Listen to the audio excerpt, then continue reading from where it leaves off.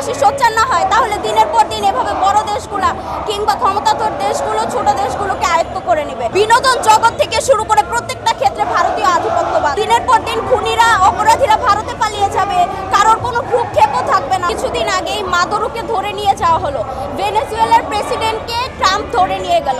এভাবে যে আমাদের পৃথিবীতে একটা আধিপত্য বিস্তার করছে, প্রতিবেশী কিংবা পার্শ্ব দেশের ছোট দেশগুলোকে স্বায়ত্তশাসিত করে রাখার জন্য, তাদের আধিপত্য বিস্তার করার জন্য, এর বিরুদ্ধে যদি পুরো পৃথিবীবাসী সোচ্চার না হয় তাহলে দিনের পর দিন এভাবে বড় দেশগুলা কিংবা ক্ষমতাধর দেশগুলো ছোট দেশগুলোকে আয়ত্ত করে নেবে।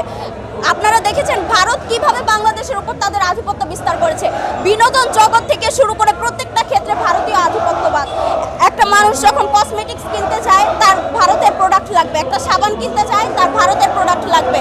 তারা যখন টিভি চ্যানেল দেখে, আপনি আজও গ্রামে গিয়ে দেখবেন প্রত্যেকটা ঘরে ঘরে স্টার জলসা জি বাংলা।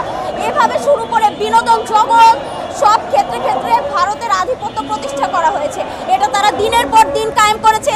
ফ্যাসিবাদী হাসিনার আমলে 16 বছর ধরে এই ভারতীয় আধিপত্য কায়েম করা হয়েছে।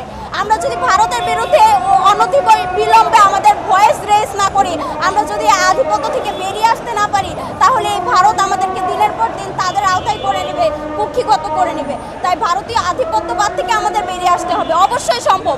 বাংলাদেশ কি না পারে? বাংলাদেশ পাকিস্তানি শাসনামল থেকে শুরু করে ব্রিটিশ শাসনামল থেকে শুরু করে আমরা দিনের পর দিন নির্যাতিত শোষিত হওয়ার পরেও আমরা আমাদের অধিকার প্রতিষ্ঠা করেছি।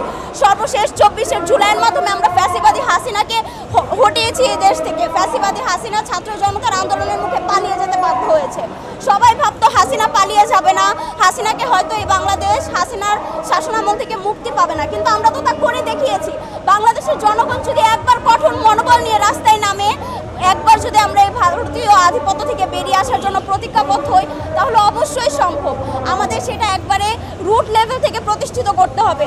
ভারতীয় চ্যানেলগুলো, ভারতের কসমেটিক্স, ভারতের প্রোডাক্ট সব কিছু থেকে বের হয়ে নিজের স্বদেশজাত যে প্রোডাক্টগুলো আছে, আমাদের দেশের যে চ্যানেলগুলো আছে, সেগুলোর প্রতি ঝোঁক থাকতে হবে। অবশ্যই এর জন্য বাংলাদেশের সরকার এবং প্রতিষ্ঠানগুলোকে, কর্তৃপক্ষকে সোচ্চার হতে হবে।